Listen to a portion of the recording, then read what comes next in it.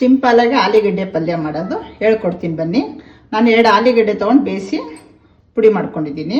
ಇಸ್ಕಿ ಒಗ್ಗರಣೆಗೆ ಹಾಕೋದು 3 ಮೆಣಸಿನ್ಕಾಯಿ, ಬ್ಯಾಡಿಗೆ ಮೆಣಸಿನ್ಕಾಯಿ ತೊಗೊಂಡಿದ್ದೀನಿ. ಚಿಲ್ಲಿ ಪೌಡ್ರ್, ಮೆಣಸಿನ್ಕಾಯಿ ಪೌಡ್ರ್ ತೊಗೊಂಡಿದ್ದೀನಿ. ಕೆಂಪು ಮೆಣಸಿನ್ಕಾಯಿ ಪೌಡ್ರು, ಬೇಳೆ ಸಾಂಬಾರು ಪುಡಿ ಹಾಕ್ಬೇಡಿ, ಕೆಂಪು ಮೆಣಸಿನ್ಕಾಯಿ ಪೌಡ್ರ್ ಹಾಕ್ರಿ.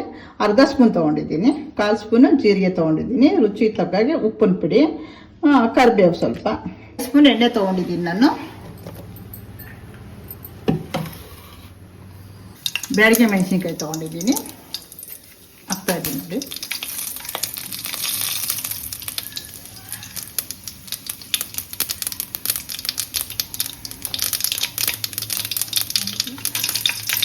ರುಚಿ ಇರುತ್ತೆ.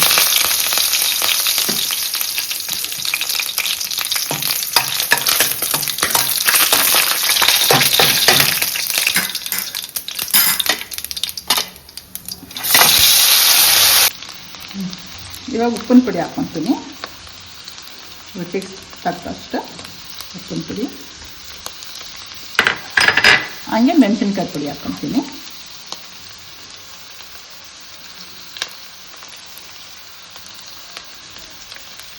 ಅರ್ಧ ಸ್ಪೂನ್ ತೊಗೊಂಡಿದ್ದೀನಿ ಮೆಣಸಿನ್ಕಾಯಿ ಪುಡಿ. 2 ಆಲೂಗಡ್ಡೆ, ಅರ್ಧ ಸ್ಪೂನ್ ಸಾಕು, ಖಾರ ಇರುತ್ತೆ.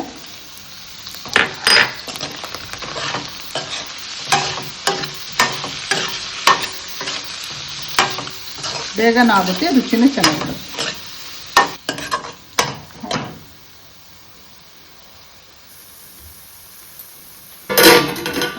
ಒಂದು 5 ಮಿನಿಟ್ಸ್ ಬೇಯಬೇಕಲ್ವಾ?